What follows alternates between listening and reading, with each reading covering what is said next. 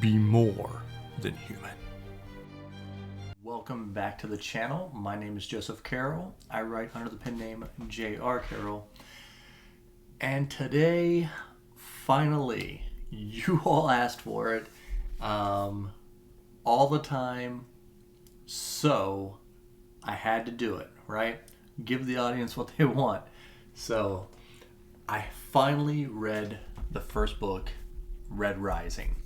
Now, I've had, multiple people that anytime I'm like, oh, I'm thinking about doing a new book series, or, oh, what are books similar, or what books do you think I would like? Red Rising comes up over and over again, and thank you, Colton. You're one of my, people who watch all the time and always suggest stuff. I probably 3 or 4 times at least I've seen them pop up and be like, Red Rising, you gotta do it. So I was like, I was kind of in between, because I was doing a Dresden discussion, and I was like, well, I don't want to read the next Dresden book and get too far ahead and get too many ideas in my head, before I did that. So I was like, all right, well, what's another book that I can get into? I was like, well, everyone's been telling me to do Red Rising.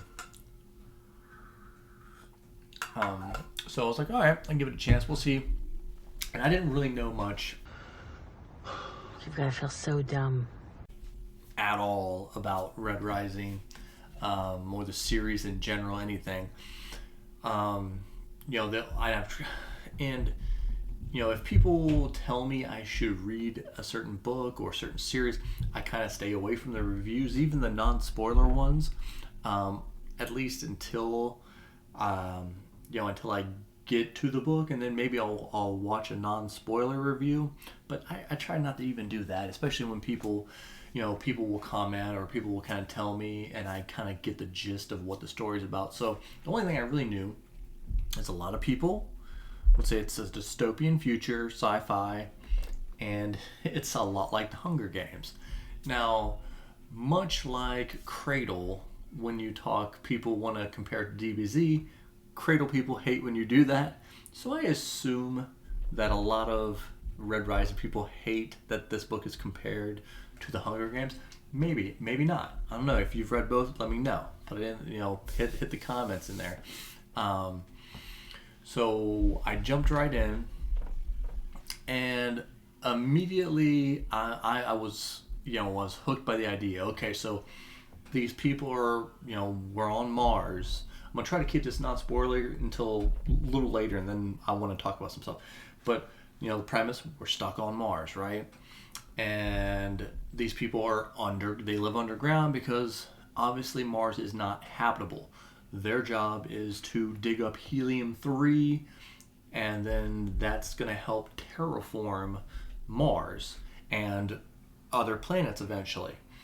So, Laura's like, okay, cool, and they kind of hit them with this whole, hey, because he describes just how bad it is getting to the stuff. Our main guy, Daryl, is he's a hell diver, right? He's the main guy down in there drilling, getting the helium-3, and he just, tells you how bad it is, and being in the suit, sweating, urinating in the suit, just so bad. And then you go back and you see that there's a kind of like it's almost like this hierarchical thing, like they're set in prison almost. It's like, all right, so you have your tier system of people, but then you also learn that it's not just your normal everyday, like, oh, you have your workers, managers, whatever. It's like there are different types of people, and all the people that dig and stuff like that are reds. And then there's also like the top end people are what they call golds. Like these people are like, superhumanly beautiful, tall, and their skin's gold, and they treat the Reds like dog crap, basically. But as Daryl starts to talk to other people, and he's 16 years old, but he has a wife. He's had a wife for like 3 months or something like that. I thought, and with the name of the book, Red Rising, and then some of the stuff they started to talk about, I was like, man, is this like, are we going down like a communist uprising type revolt book here? But later on, they kind of, as the story progresses, you get into a lot. There is that like class system stuff, but I think it kind of breaks up, and then eventually, he turns into this kind of chosen one, but it doesn't feel like, I'm normally not a chosen one type of reader, but it's more like he is chosen by people, not by mystical means. Like, these people are like, all right, we're choosing you, we're putting our faith in you. He does kind of have this innate skills, but Pierce does do a good job at kind of telling you, well, his fingers are faster and stronger because he's worked as a hell diver for as long as for the however many years he's been doing. He was the youngest hell diver. So there is some innate ability in that, but also what he's done has sculpted his abilities, which I do like. And he's known as not a giant, but he's taller than most, right? So it's like, okay, well, you can accept that he's taller than most people, but not the tallest guy. So, Pierce kind of gives him certain abilities and making you believe that there's reasons why, and it's not, he's not such a Mary Sue, but there is a little bit of that, like once we get into the Hunger Games type thing, where if you haven't really read the book or whatever, if you want to bounce from here, because I'm trying not to do major kind of spoil everything, but I do want to kind of talk about what really kind of gets into this book here. Once he gets to the surface, right, and we find out there's like half a dozen colors, maybe more. Everybody kind of has their own specialty thing.